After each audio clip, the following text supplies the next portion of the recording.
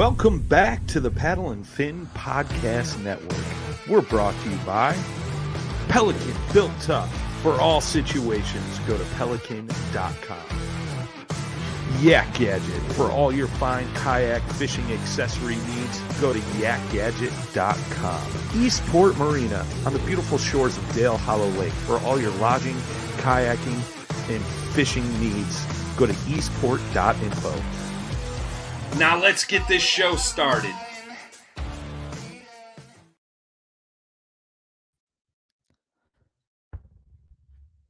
What's up, guys? Welcome back to the Bass Thumbs Fishing Podcast, where we are constantly keeping our thumbs ripped up. Tonight, we have a couple NorCal anglers, Chase Murdock and John Myers, on the show tonight. We're going to be talking about the Shasta event that California Bass Nation Kayak Series just ran, and in conjunction with the Wild West Kayak Series up at Shasta this 2 weekends ago. And man, it was a tight race.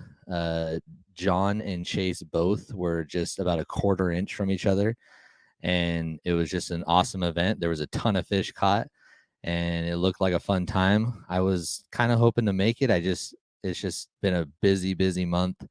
And it's also about a 10-hour drive for me, I believe, or a 9-hour drive. So I just wasn't able to make it. But it had a good showing, about 70, 75 anglers, somewhere in there. And it was just, it looked like a really good event. So stoked to hear the story about what happened this weekend. And we're going to hear from them in a second.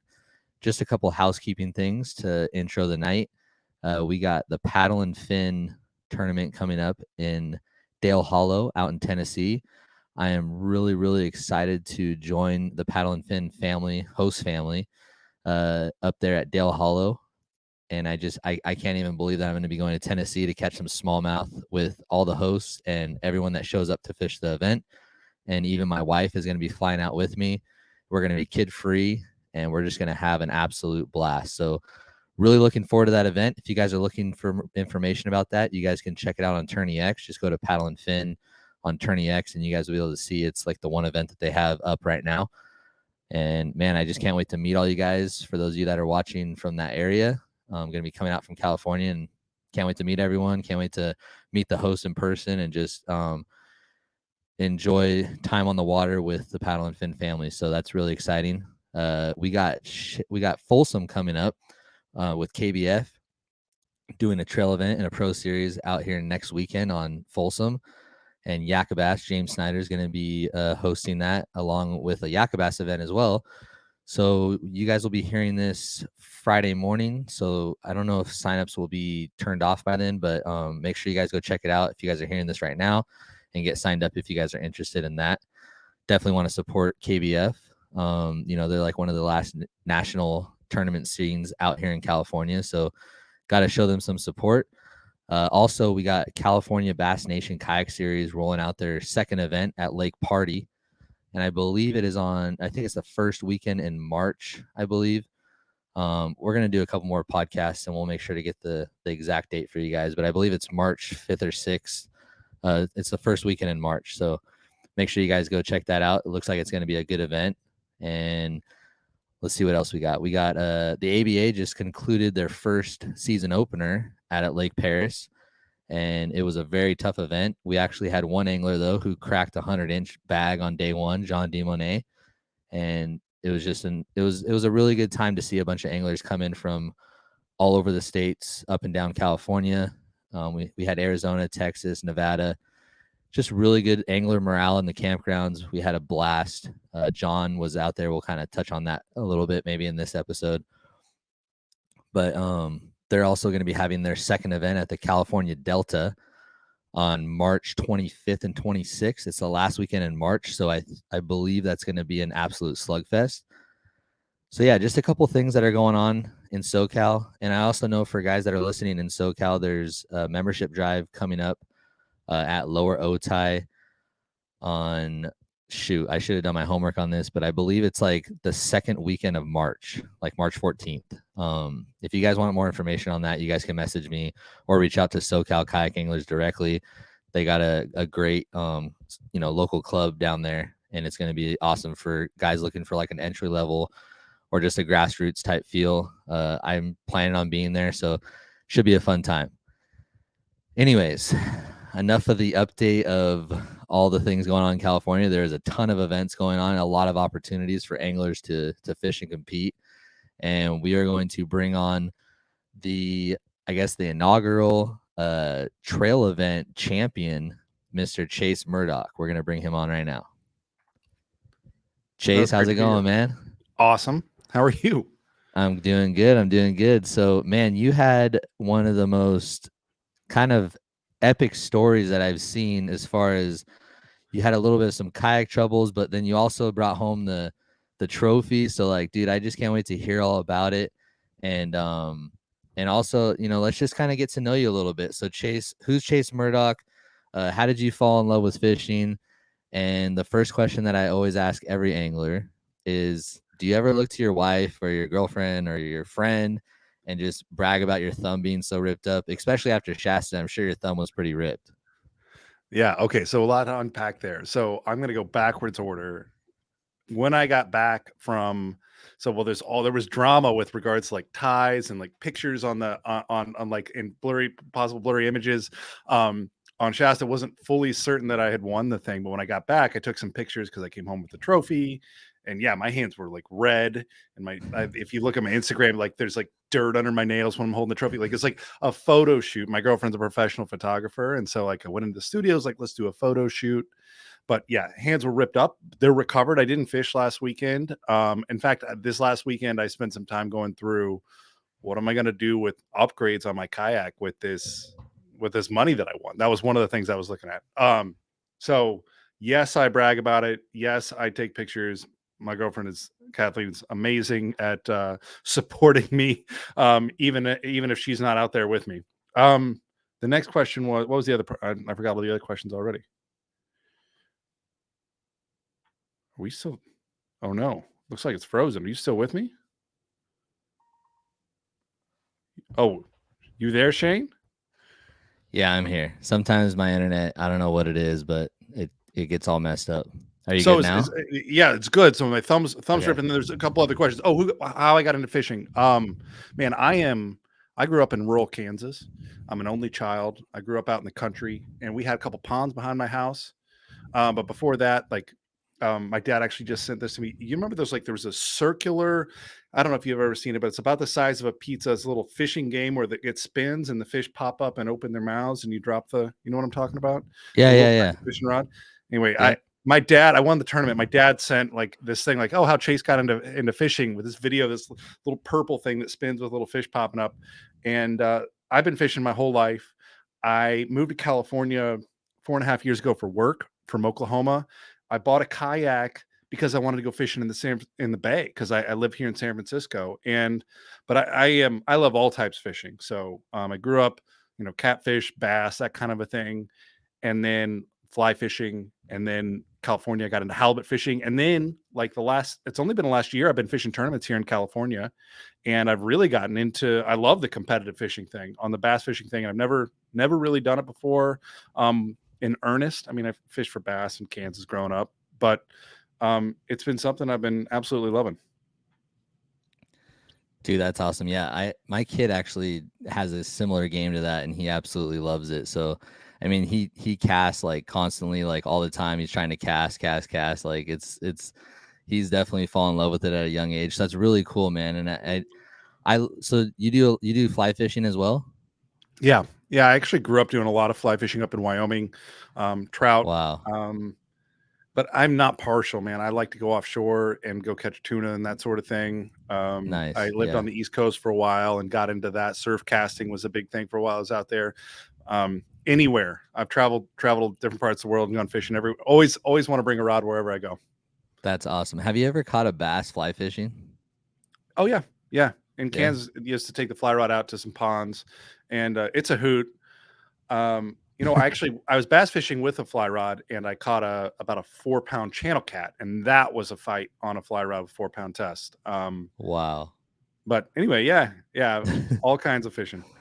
That's awesome. So what kind of kayak I know that you wanted to talk a little bit about your setup and kind of like your heart behind it and stuff. And what kind of kayak do you fish out of? Yeah. So when I was looking at getting a kayak, I lived here in the marina in San Francisco, Marina District at the time. And so I had actually was like found out you could reserve marina spots like in the boat harbor. So be right on the water. And I got a tandem Hobie Oasis. I think it's like a 2013-14 year. And I bought it used from some guy. In fact, I texted him when I won the tournament because he and I, every once in a while, he's like, how's that kayak treating you? And I texted him a picture when I won the tournament.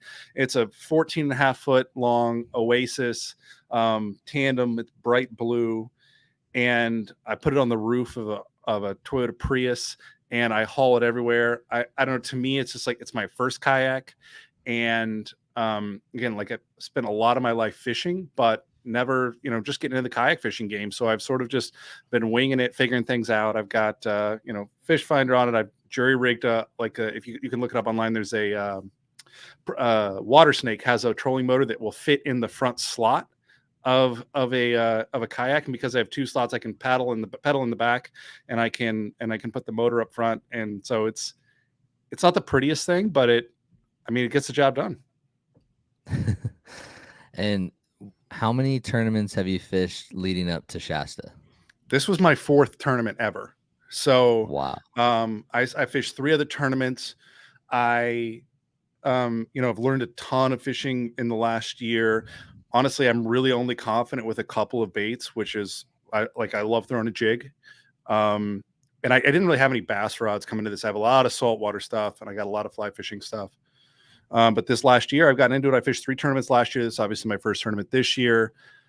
I went, first day of pre-fishing. I didn't, I went, I can't remember the name of the creek arms because this is my first time at Shasta as well.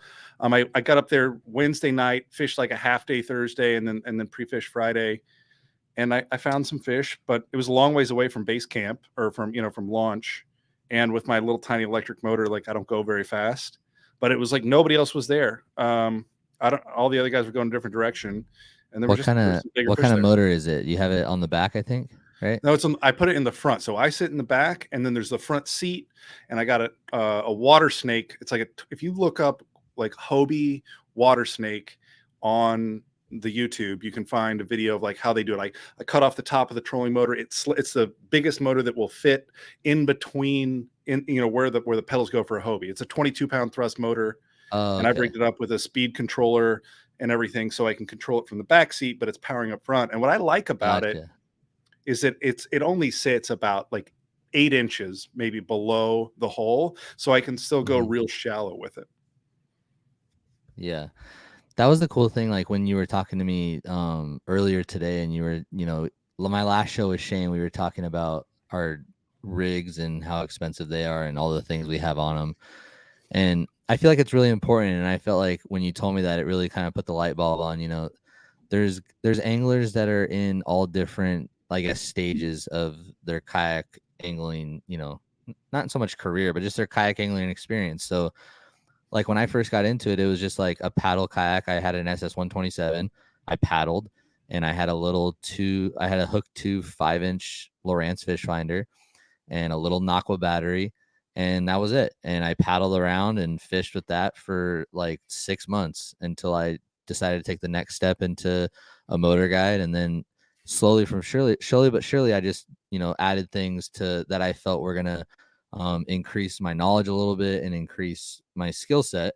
But it's important to know, like, you don't have to have those things in order to win big events. Do they help? Maybe. But in Chase's case, I mean, he's out there, in Shasta, which is incredibly large body of water. And he's in a kayak that, not most guys would say like, oh man, that's probably like a tournament rigged out kayak. Right. And Chase comes home with the victory. So it's important to kind of highlight that, it's not about how much money you have in your kayak or what you have. It's about your passion, your will, and, your effort that will win you these events for sure. Yeah, 100% there. I think that and it's intimidating, right? Like if you're listening to this and you're like, oh, well, I want to do a tournament, but all these guys have all this sweet gear. Like I won the thing with not, my gear is not sweet. My rod, I have 2 nice rods and they're nice. And they were $150 each. The rest of my rods were sub $100 rods. And I've got, my spinning reels are like the cheapest entry level Daiwa reels. What I think for me on this tournament, like But Chase, luck. there's no kayak that looks as good as that trophy you won, right? Yeah, exactly. Exactly. Yeah. I mean, And the $6,000 you won too, right? That's how in much the you won, right? $6,000. Yeah. In Yeah. the $6,000, Absolutely. yeah. You're not paying off the debt. You're not paying off anything on the kayak. You just Yeah. No pocket credit that card debt bad with boy. it. Yeah. Well, There now I you get go. to upgrade my kayak if I want to get some new rods. There you go. There Um, you go.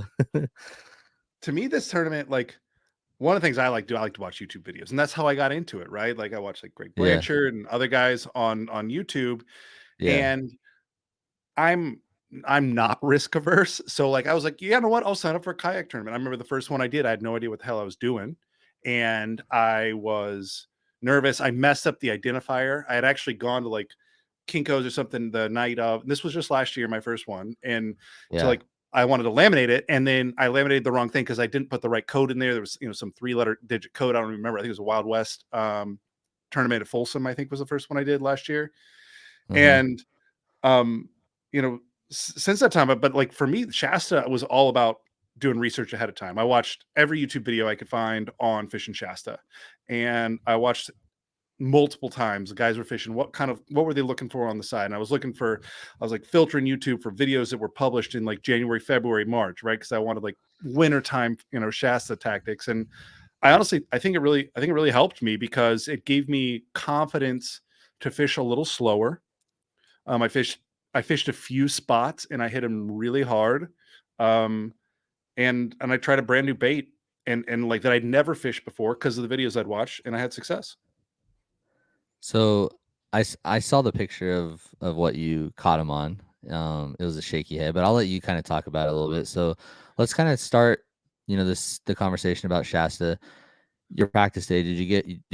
Were you able to practice the day before or 2 days Yeah. before or whatever it was? Yeah. So I got in Wednesday night because I was like, oh, this is, I don't know. I love fishing. It's like an excuse if I can Yeah. have an excuse to do 2 extra days by going That's the practicing. best thing about 2-day events. It's like, all right, honey, I'll be back. I got 2 days. So Yeah, exactly. Well, and then, we'll talk about like at the end of day one, how I was feeling, but, okay. yeah. So first day of practice, I think I caught 3 fish. I'm still editing a video. Kudos to those guys who edit videos and get them out right away. That's a huge amount of work. But Oh I yeah.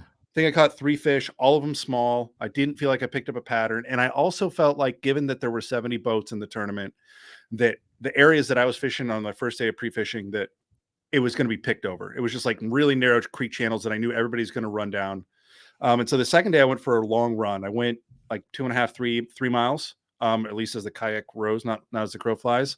Yeah. And I was looking for what I'd seen in the videos was like one transition on like dirt color, rock color. And I was looking for like flats that came off that were like long flats versus steep. Cause a lot of Shasta right now, water down is pretty steep. And I found this one point that just happened to be much more gradual. And I caught 2 really nice ones on Friday. And I was like, well, I'm going to come here. Yeah. And on Thursday I threw it, and on Friday I threw it as well, and then I threw it all tournament. Was I was Greg Gutierrez at Frenzy Baits. I watched one of his videos, and one of his videos talking about the transition between like rock and red dirt and this type of thing, and I started looking for those seams. And on the first day I threw the shaky head, and I think I caught 4 out of my 5 keepers on a shaky head, that I'd never fished a shaky head before this tournament. And just like I literally just was like, how did he do? I didn't want to pull up the video on my phone, but I was like, picture it, because I'd watched it twice. I was like, I know how he did it on the thing, and Yeah. and it paid off. It's funny And because some guys talk about a shaky head and you're like, okay, I'm supposed to shake it. But then there's a lot of guys that say no, dead stick, or like just slowly like pop it, or gently touch it like probably John Myers does or whatever. But like everyone has their own different way. But it like just because it's a shaky head doesn't mean it's like this. yeah.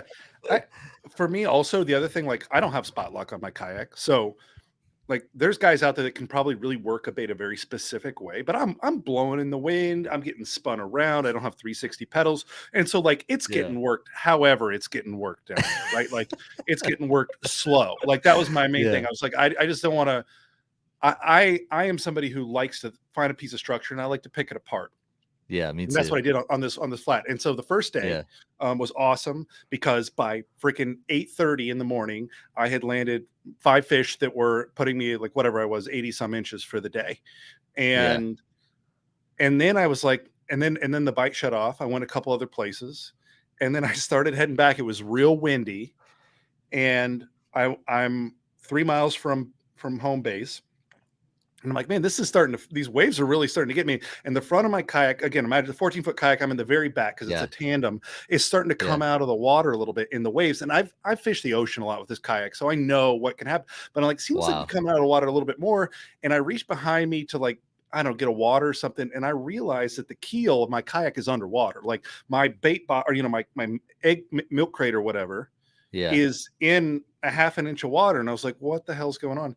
And, come to find out, like my kayak's full of water. And I guess like I've been loading my kayak on the roof of my Prius, and I have been unloading it and dragging it a little bit on that very tail end of the Hobie keel, that little kind of pointy part. And it just happened on this day. It had worn through, and I didn't know it. And I'm coming back, and it's like noon. And I'm stoked because I'm in first place and I've got this great bag. But then I'm like, oh man, I'm taking on water and it's real windy. And I thought at the time that it was just because the waves were coming over and maybe like the scupper holes in the back weren't getting anyway. But then I realized that I'm like taking on a lot of water. I'm like, no, I'm leaking, I'm sinking. And I had to do emergency landing like a mile and a half from the. And like there was another guy fishing right there, and I was like, "Do you mind if I like sneak behind you?" Because there's this little cove, and then there's the photo of me. Like I literally had to pull my kayak up, pull everything off of it, and then tip it up on its side. In the corner of the photo, you can see like the water just draining out. It took 25 minutes just to drain the water out. Oh. And so anyway, and then I headed in. What? How did you? Yeah, and then I headed in for the in. day. You just got back in, and I was like, "Well, I got to go home." Like it was leaking slowly. I realized at that time that it was like leaking like from 6 a.m. to noon was enough to fill it up, right? And to make it like, I thought there was a moment I thought I was going to tip in the waves because like when the water gets in the kayak, it gets real squirrely and like you lose a little bit of control and it gets a little sloshy in there. Yeah. And so, but a huge shout out to Headwaters because I called Headwaters as soon as I got in. I was like, I don't know what's going on. There's a hole in my kayak. Can you help me? And Matt over there, I think Matt, sorry if I messed up your name, was like, yeah, bring it over. And we found the hole. It was on the back, kept it on the roof of the car. And he just like welded it with the plastic welder there. Wow. And I was ready for day 2. That is incredible, dude. Even to like mentally go through all of that. And then you were in first place, right? You said you were in first place after day 1. Yeah. So well, and I knew that like I had over 80 inches. I was like, wow, this is great. I went through the highs of, I cannot believe how well I'm doing in this tournament too. There was about 90 seconds where I was like, I might drown or get hypothermia because I felt like I was going to tip over. And I went through the whole spectrum. How cold was the water? Well, on my graph, the temperature gauge doesn't work, but I think it was like 49, right? Like 50-ish. So anyway, cold, right? You pick up the bass and your hand hurts. Oh no, dude. Man, what a grind. So then you get back in the saddle, Headwaters saves the day. You get back in the saddle day 2 and let's go through day 2. So day 2, there is no like, I haven't thought 2 days. There's like not a 2-day plan that exists in my mind. There was a 1-day plan. And then, cause like, I didn't even feel confident in my 1-day plan. Like, it was the only place I caught a couple decent fish and I went back to it and there was a bunch of them. So day 2, I'm like, well, I'm going back to the same place. Yeah, of course. Day 2 is like where I'm kind of most proud of my angling perseverance. Cause like day 2, I go back to the same place. On my 4th cast, because I'm editing the video, my 4th cast, I catch a 15.5, 16 incher. And I'm just like, yes, they're still here. And I proceed to then cast for the next 2.5 hours and not get another single bite. And at this point, my girlfriend calls me and she's like, it's a 2-day tournament. It's not like, she's like, she wanted to make sure that I wasn't culling because she looked at the leaderboard and saw I only had 1 fish, wasn't thinking I was culling against the first day. I wasn't, but like, she's like, you haven't entered anything else. And I was like, no, I haven't caught anything. And at that moment, I looked at the leaderboard and I was like, my heart sank. Cause like at the end of day 1, I was thinking, I wish this was a 1-day tournament because like I don't know what's going to happen on day 2, but day 1, Yeah. like I'm sitting pretty. But anyway, so I started working around that area. My boat wasn't sinking. I kept checking like obsessively, like, is there water? Is there water? Yeah. And I started finding them. I started looking for the similar patterns that I was fishing with regards to the change in rock to mud or rock to red dirt and flats. And so what I ended up finding is like some of the guts of these creeks, so like the flats and the creeks in like the 20-foot range. Yeah. I fished 2 of them. I got nothing. I caught a trout on the shaky head. It was like 12:30. I had 1 fish in the box and I was just like maybe 11:30. And I was like hurting for confidence because then I had caught a fish in 4.5 hours. And then I caught one and then I proceeded to work that spot and just like a little creek channel thing. And I caught, I think I caught 4 more there. Yeah. I caught my whole limit there. And then I started looking at the leaderboard again. Cause I was like, well, like this John Myers guy, Yeah. I don't know who he is, but he's up there. And, so I started heading back and I hit one more thing that looked real similar. And I caught one that upgraded me, I think from a 13 3/4 or 13.5 to 14 1/4. Mm-hmm. And then I started heading back and I was fishing a spot that because I didn't know, I was a long ways away. I didn't know how long it'd take me to get back. And I caught one more fish and with like maybe 10 minutes of fishing time before I had to like hit it to get back in time. And the fish, I could not stretch it to 14 1/4, which would have given me a 1/4 inch upgrade and put me like definitively in first. It was 14 inches. And I spent, a good few minutes trying to be like, come on, but like I just couldn't get it to go. And I was like, well, it'll be what it'll be. And at that moment, I thought the tie went to the single biggest fish. I didn't know the rules. Anyway, and so that was my tournament. I think keys of success were research ahead of time. Like I didn't have spots picked out, but I like had things I wanted to look for. And like because I did that, I had some confidence in fishing them. A lot of guys were covering a lot of water, but I think my success was just like, this looks good. I'm going to hit it pretty hard. And I fished fewer spots.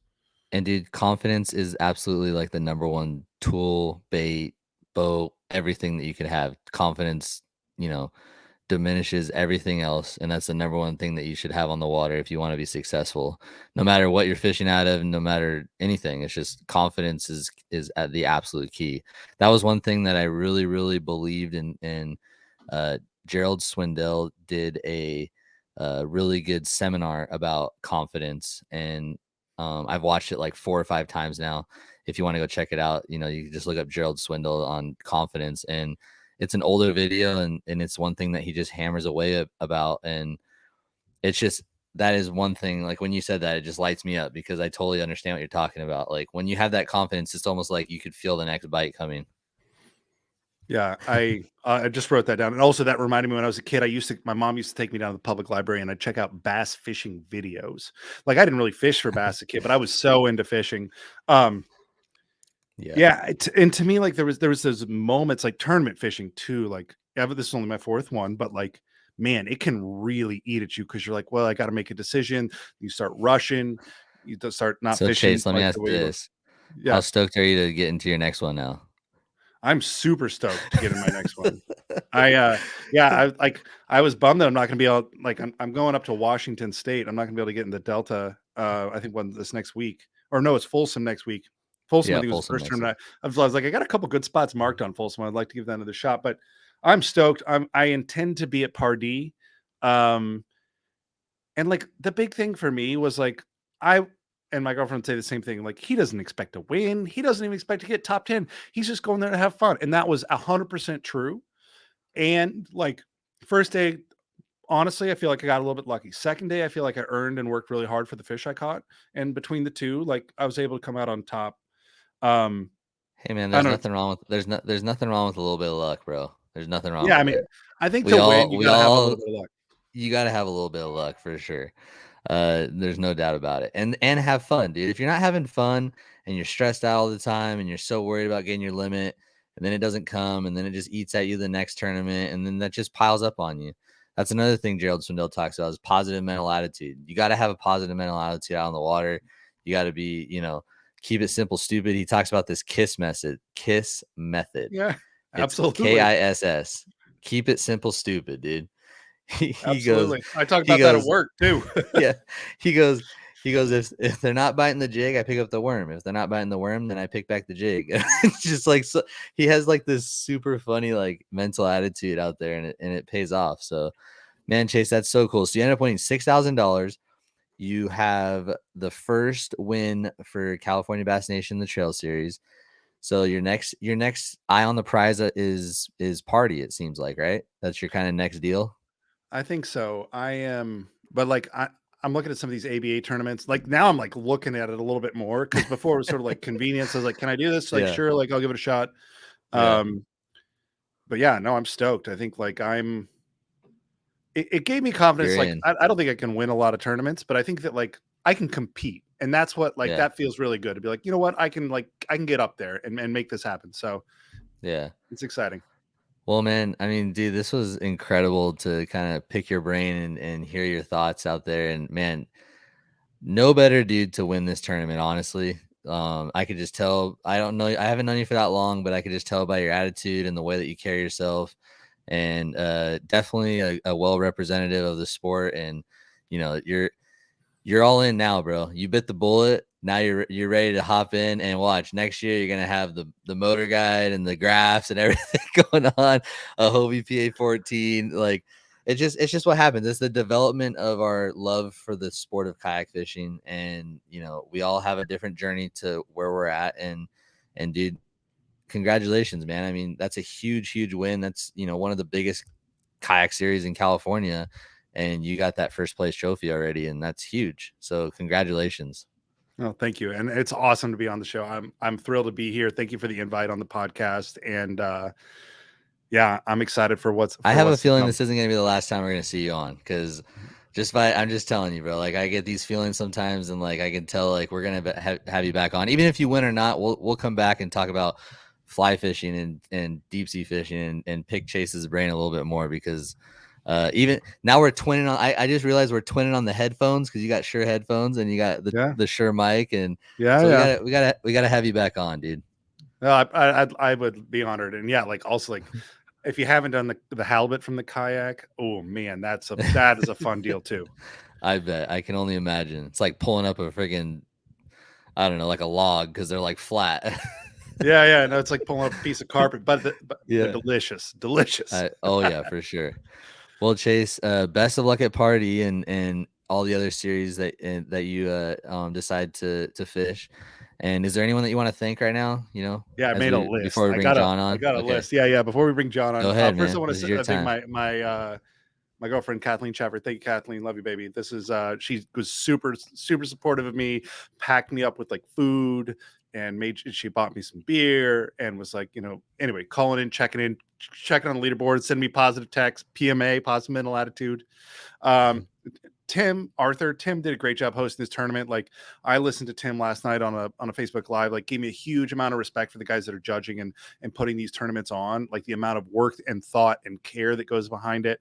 Greg Gutierrez and Frenzy Baits, like I haven't met Greg, but like wouldn't be here without like the videos that he put out. John Myers, like I met John when we were standing in line. I was like, who's this guy I'm tied with? And like nicest guy ever. I'm stoked that he's going to be on here in just a second when I get off the phone. Greg Blanchard was a big influence for me, like to just get into the sport. And again, I'd tell anybody who's listening, like if you haven't given a kayak tournament a shot, but you're thinking about it, just do it, because it's doable and it's not as intimidating as it seems like. And like once you get out there, you'll have fun fishing. I want to thank my dad who taught me how to fish. My mom, who's the namesake of my boat, the Lucille. That's her middle name. Oh, I shouldn't tell you that because now you know all my security information.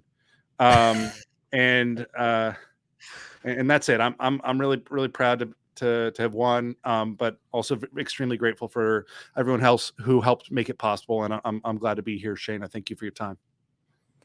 Thank you, Chase, man. Awesome stuff, dude. So, all right, I'm gonna go ahead and put you back into the studio room, and I'm gonna bring John on. All right. All right, Thanks, don't be buddy. too hard on him. Thank you all. I Oh, won't. Thanks. Chase's Oh yeah, Fish. where That's can my people follow Instagram. you? Yeah, follow There me you on go. Chase's Fish on Instagram. You can see pictures of the kayak getting dumped out. Some of my What about wedding YouTube? fish. You got a YouTube too? Chase's Fish. Chase's On Fish. All YouTube right. as well. I like Video's it. not up yet, but it'll get up there. Yeah, so follow me there. And thank y'all. Chase's Fish. I love it. All right. See you, buddy. Yep. All right. So now we are going to have Mr. John Myers on. We're going to bring him on right now. John, looking super clean like always. Thanks, Shane. Chase is a great guy, isn't he?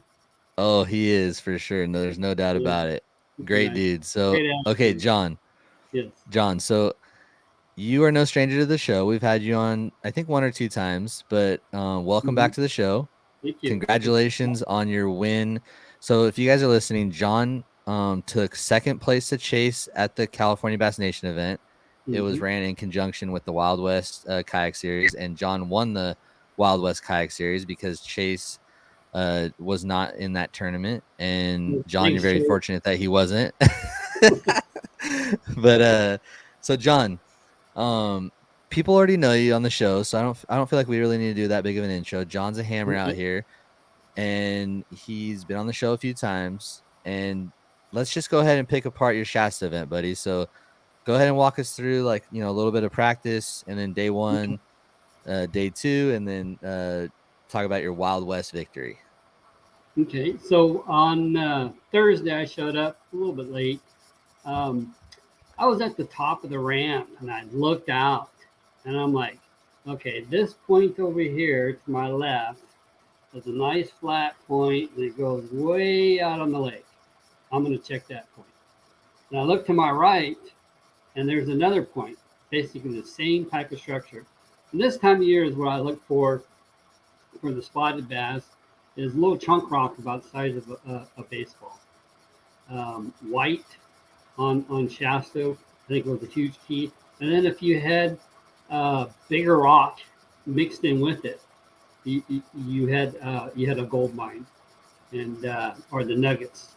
So first day of practice, I went way up in McLeod, and I quickly found that I could catch fish up there. It was a long ways to go just for some keepers.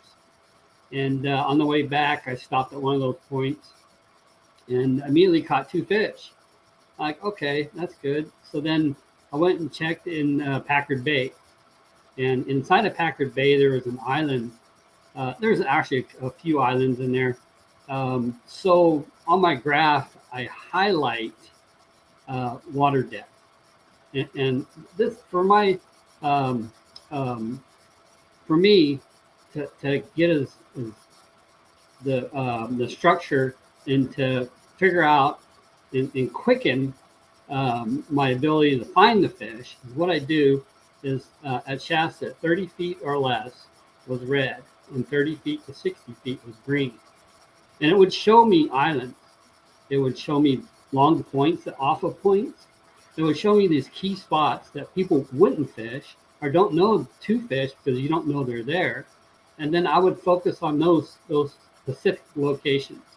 So then again, with the Garmin and optics, I was able to find the places with the rock I was looking for because it was obvious. You would see it.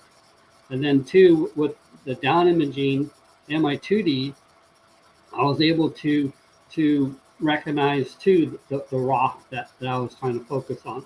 So I mostly fished flats, and the key was so a flat could be in 80 feet of water. A flat could be in 10 feet of water, 2 feet of water. So I was catching fish in flats anywhere from 20 to 40. So and off these points were these fingers.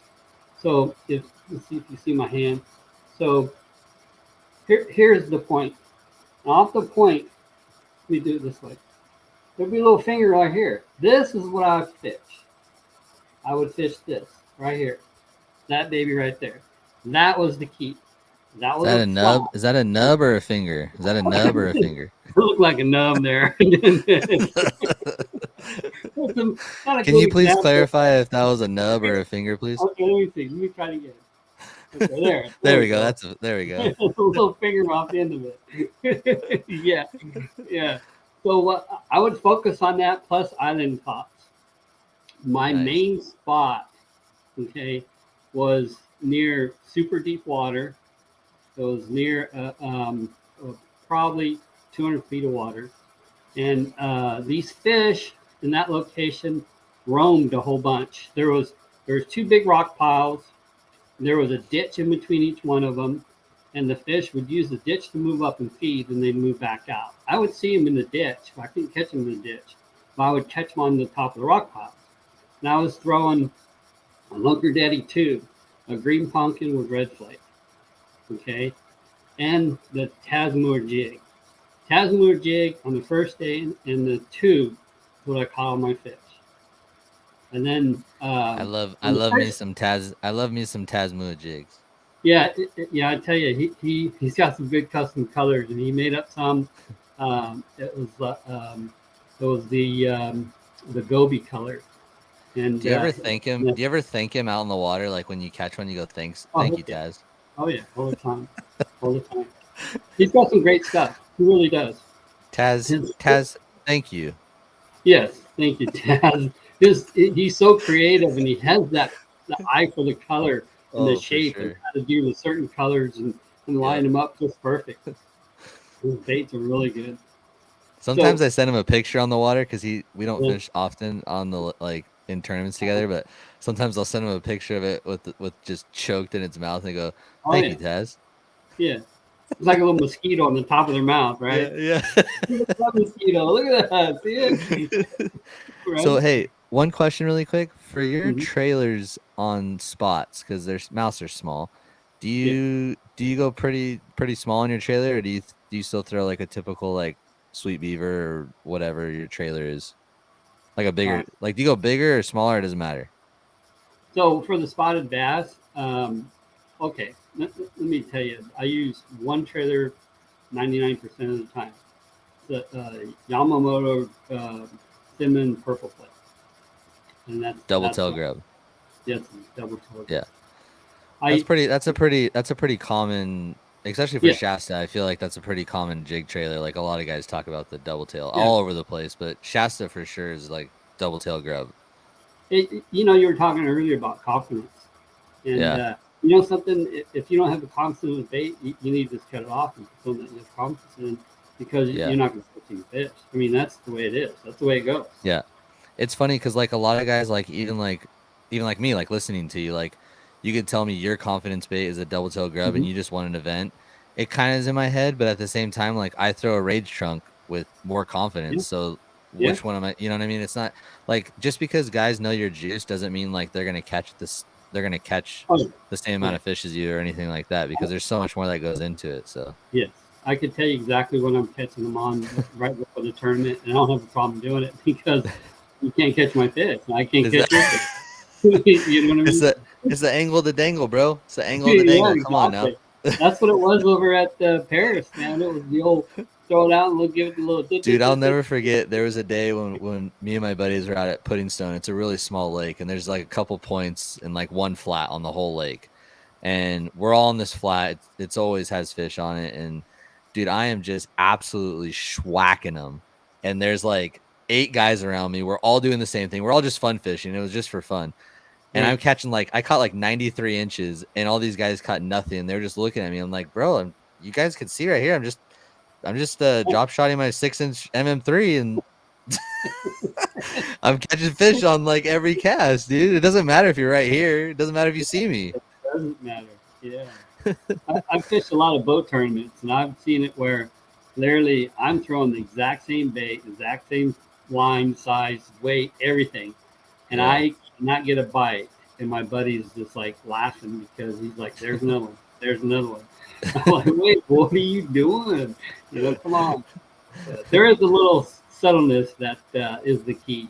Yeah, there's always a little key. But I don't always give all the keys away. I'll give a key, but I'll give an area where you can get to the lock. But I'm not going to give you the key. There is a key. I hear you.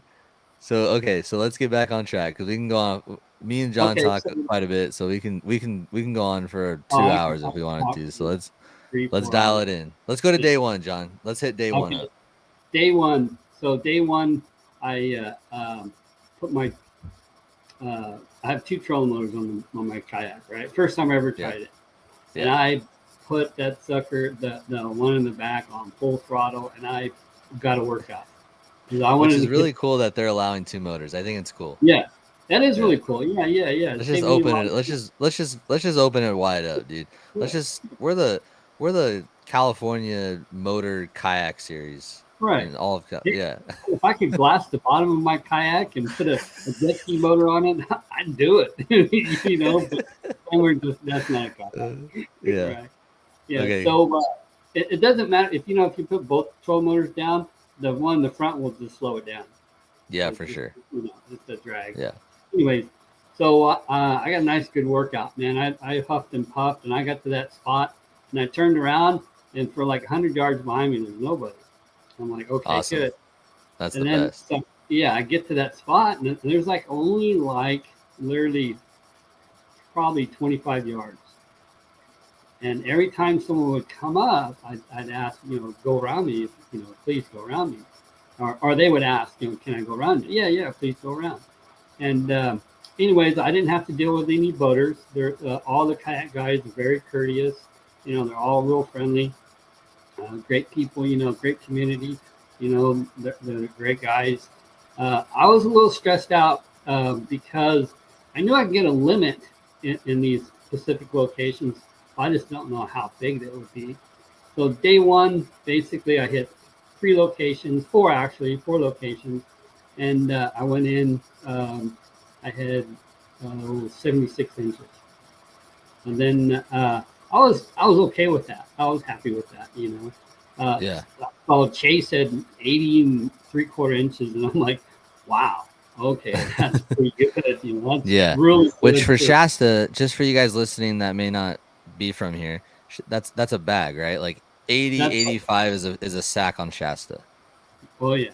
Yeah. That's close to 10 pounds. Yeah, and it's mostly full of spots. Like it's pretty much all spots, right? Yeah, long skinny fish. Are there any largemouth? There is. They're a little harder to catch. Yeah. There was a lot of smallmouth I caught too. Oh, okay. Yeah, So it has all three. Yeah, it has all three. I've never been to Shasta. And you guys are all lucky I haven't been. Yeah, it's an awesome lake. Really. I'm just kidding. Last time I was there was in the 90s in a tournament, and we had like 11 pounds, and it was smallmouth, largemouth, and spots, and they're all like 2.5 pounds. Or they were nice, solid fish. And they weren't white, like strappers. So what'd you say? You had, John? You had 76. 76 on day one. 76. Okay, Yeah. and and Chase had 80. 86. Yeah. He was a solid 5 inches. 4 3/4 inches, 5 inches. Not I really. On a 2-day tournament. To me, I just want to get a limit both days. And I go out to have fun. That's what I look for. To have fun and try to get a limit. And when you get that limit, you get dangerous, and that's when you start calling and you start working your way up and stuff and doing better and better. So day two, same thing. Get a good leg workout, right? I mean, I'm like panicky because there's a lot of people that know me and saw me there, and I was like, kind of hope no one, And they're like casually 100 yards behind you all the time, huh? Oh, I don't know, but I'm everybody's really cool. Everybody's really cool. No, for sure. Yeah, and so I got a good workout again. I picked up the first day I threw a swim jig first thing, and I never did get a bite. The second day I cut that off and put it on the spinnerbait. So I pull up to this point, first cast of the spinnerbait. This was like let's say, so I'm facing north. I get it to the west, and I just kind of like fling it over to the east. Flip my reel over, and it feels like I'm snagged. Very first cast. So I start reeling at it. Hey, whoa, that's a fish. Set the hook, man. I reel it in, swinging a board, right? It's a 17-inch fish. Wow. I'm like, oh my God, first cast. This is awesome. First cast, you can say that's bad luck. To me, it's good luck. Okay? Yeah, for sure. If we could catch a 17-inch on the first cast, trust me, that's not bad luck. That's not bad luck. So I'm taking a picture in the dark, right? And it flashes, and I look, taking that picture, and it's all blurry. And I'm kind of getting a little panicky, right? Because I hear all these kayaks going behind me, and I'm doing the flash. People are like, "Yeah, this guy caught a fish already." That's what I'm thinking. Yeah. Like again, and every picture is blurry. And I finally get one good one, and then I take a couple more, and so I release the fish. My very next cast, I catch a 16.5 on the spinnerbait. Oh my gosh. Very next cast. So I do the same thing. Take a bunch of pictures of it. I check it. Looks good. I throw it in. So I go up about 50 feet, and now there's 3 competitors in front of me. So I turn and I go back over that, and I turn, go back over it, and go back over it. Like, okay, this is done. So I pick up a jig. And the day before, I caught 3 on the jig in the same area. Didn't get a bite. I'm like, oh gee, that's not good. So the first day, when I would throw it out, I would shake the jig on the slack line, and then the rod would load up. And if you didn't know what to feel for, you would never know you were getting a bite. So I'm just shaking on the slack line, and then as I'm shaking, I feel it loading up. I start reeling in. The rod starts bending over. I give it a good whack, and that was on the first day. I caught a 16.5 doing that. I was like, sweet. So, and that was on one of the rock piles. So I think I lost like 4 jigs on rock pile and like 6 tubes. The day before it was windy, and I think I was moving the bait over the rocks quicker. But on the second day it was calm, so I kept getting stuck in those rocks. Yeah. And so I moved over to the next rock pile, and then in between the rock pile was a ditch. And as I went over that ditch, I see a bunch of fish, and then I put a drop shot down. And I got about patience with the drop shot, about 5, 4, 3, 2, and reel it in. You know what I mean? I don't know. Maybe I should drop shot more. But anyway, so I got the 2 back on, tied another 2 on. I have like a 20-foot leader. I think now this leader is only like 10 foot, because I've already broken off so many times. And I caught a smallmouth, and I caught another smallmouth off the other rock pile. So then that was like 8:30, and then one of the competitors come by and he says, "Man, what is it about that spot?" And I said, "It's just a good area, it's a good area." A real nice buddy of mine. And anyways, so it was calm. It was very calm, and I decided to move my bait over the top of that rock pile fast. I caught a 17.5-inch fish. That was my limit. That was your limit. Okay, I was like, I think limit. he's at 4 right now. Yeah. Yeah, that was my limit. 17.5. And wow. my buddy shows up, and he goes, "Dude, am I your lucky charm?" I go, "Don't go anywhere." Don't go anywhere. Smallmouth or spot? Spot? It was a spot. Yeah. It was a solid 2.25 pound spot. Maybe 2.5, but probably close to 2.25. So I had 5, and it's like 11 o'clock now. And it was hard to get 5 that day. And I caught, I was like, should I leave? There's big fish here biting. Should I leave? Should I go? That's the whole thing about tournaments. If you're going to win a tournament, you make the right decisions, Yeah. And so I decided it was the wind picked up. So I went along the steep bank, threw a spinnerbait in the mud line, didn't get bit, went over to this other point, threw a spinnerbait in the mud line, didn't get bit, went over to the island that I had found that had rock on it. And I kind of blew over the rock pretty fast. And I saw some fish on the top of the rock pile, 20 feet of water. So anyways, I caught 2 off of that. One I culled. I think I culled up a 1/4 inch. And the other one didn't help. And then I went around the corner throwing spinnerbait some more. And I saw a competitor. And he goes, "Man, I'm struggling. I only got 3. I go, "I'll just go around the corner of that rock pile. You'll catch some fish." He caught a 15 and a 16. Wow. So not off the same rock pile, but just right around the corner. So I kind of wish I had either one of those fish, but so I went to the last spot. Okay. Yeah, I went to the last spot, and I never got a bite over there. And I was thinking, well, I should have went back. See, that's the whole thing. I'm always like thinking, do I run back to that first spot? Do I run back over here? In a kayak, to run a mile is going to take you 10 minutes. So, it's less efficient. So and that's one thing too, is I like to run to an area, then work my way back, fish my way back in a kayak. In a boat, you could, fire it up, boom, you're there. But anyways, um, Chase, he's a great guy. I love listening to him. Yeah. Shane, I really appreciate everything you do. You are an ambassador of the sport. We appreciate what you do. I appreciate what you do. Thanks, man.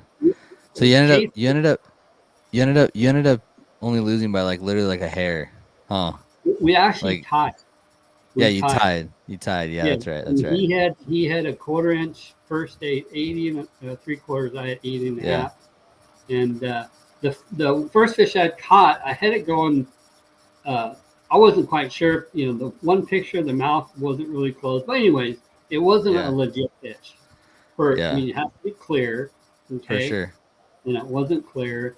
My clear fish obviously wasn't 17 1/4. So I mean, Yeah. that's all on me.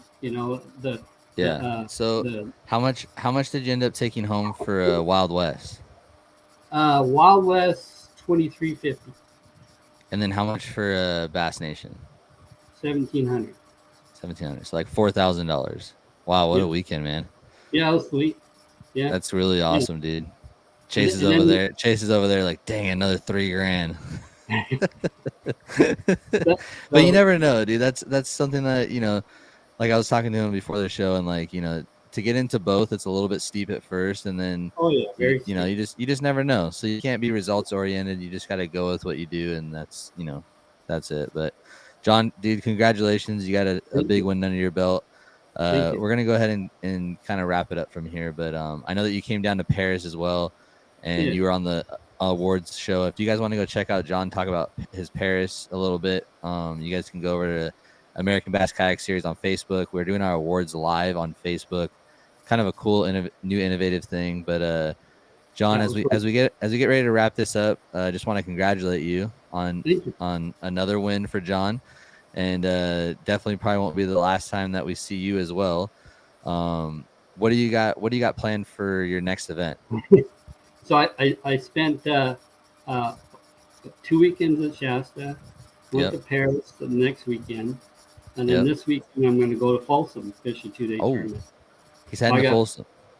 4 days. Are you going to fish Yakka bass and KBF? Definitely Yakka bass. KBF is in the air right now. I've never done a KBF. It's going to be $500 if I get in everything, and I don't know. That's pretty much what you want at Paris. So just take the Paris change and just throw it on over there. Throw it over there. Share with everybody. I think it'd be cool to see John, hold up a KBF card, or they give a coin or a card, and I think it'd be cool, dude. You should get into it. But anyways, John, let's go ahead and announce, or just what'd you say? One more thing. Okay. They talk about bragging about thumbs ripped up. Every time we catch a lot of fish, I'm like, check this out. Hell yeah, look at that. Look at that thumb. There it is. All ripped bragging up. rights, bro. That is bragging rights. Heck yeah. That feeling never gets old. Never gets old. So John, go ahead and thank, people that support you, and and where they can follow you on social media, and we'll wrap it up. Okay, yeah. So first, my wife, she's my biggest supporter. She gets up every morning when I do, makes me some breakfast, my lunch. She supports me 100% for all my fishing, all these years, 39 years of marriage now. I got a heck of a keeper right there, man. Yes, sir. And Super Clean. Super Clean's a great product. You could buy it at Walmart. You can get it at O'Reilly's. Try it out. If you have if you want to shine up your rims, hose it off with water, spray that stuff on, hose it off, and it looks like you actually buffed it. It's that good of stuff. Stage shop in Atwater and in Mariposa. Joey Berna is a great guy. He supported me a whole bunch. And if you're ever in town, stop by. Go there and shoot a little pow and buy some fish and stuff.